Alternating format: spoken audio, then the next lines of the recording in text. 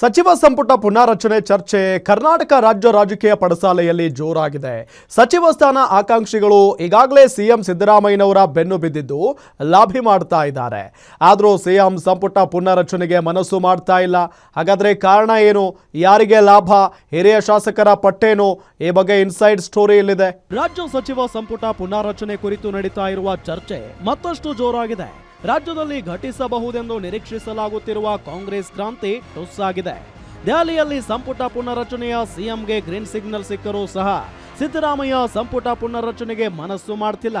ಯಾಕಂದ್ರೆ ಸಂಪುಟ ಸರ್ಜರಿ ಮಾಡೋದು ಅಂದ್ರೆ ಜೇನುಗೂಡಿಗೆ ಕೈ ಹಾಕಿದಂತೆ. ಕೊಂಚ ಯಾಮಾರಿದ್ರೂ ಸಂಕಷ್ಟ, ಪಕ್ಷಕ್ಕೆ ಸಂಕಟ ಕಟ್ಟಿಟ್ಟ ಬುತ್ತಿ ಅಂತ ಖುದ್ದು ಸಿಎಂ ಸಿದ್ದರಾಮಯ್ಯನವರೇ ಸುಮ್ಮನಾಗಿದ್ದಾರಂತೆ.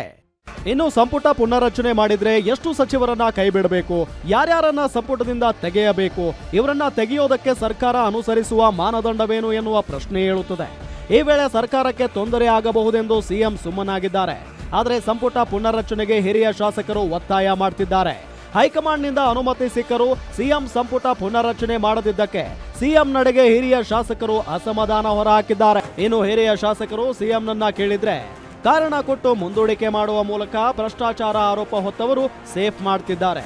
ಇವರನ್ನ ಸಚಿವ ಸ್ಥಾನದಿಂದ ಮುಂದುವರೆಸಿದ್ರೆ ಪಕ್ಷಕ್ಕೆ ಡ್ಯಾಮೇಜ್ ಆಗಲಿದೆ. ಹೀಗಾಗಿ ಕೂಡಲೇ ಸಂಪುಟ ಪುನರ್ರಚನೆ ಮಾಡಿ ಅಂತ ಸಿಎಂ ಸಿದ್ದರಾಮಯ್ಯನವರಿಗೆ ಕೆಲವು ಹಿರಿಯ ಶಾಸಕರು ಸಲಹೆ ಕೊಟ್ಟಿದ್ದಾರೆ. ಒಟ್ಟಾರೆ ಸಂಪುಟ ಪುನರ್ರಚನೆ ಮಾಡೋದು ಉಪಮುಖ್ಯಮಂತ್ರಿ ಡಿಕೆ ಶಿವಕುಮಾರ್ ಅವರಿಗೆ ಇಷ್ಟವಿಲ್ಲ. ಪುನರ್ರಚನೆಗೆ ಅವರು ಒಪ್ಪಿಕೊಳ್ಳುತ್ತಿಲ್ಲ. ಒಂದು ವೇಳೆ ಡಿಕೆ ಶಿವಕುಮಾರ್ ಒಪ್ಪದಿದ್ರೆ ಸಂಪುಟ ಪುನರ್ರಚನೆಯನ್ನ ಮುಂದೂಡುವ ಸಾಧ್ಯತೆಯೂ ಇದೆ. Maruti Pavagada, political bureau, guarantee news, Bengaluru.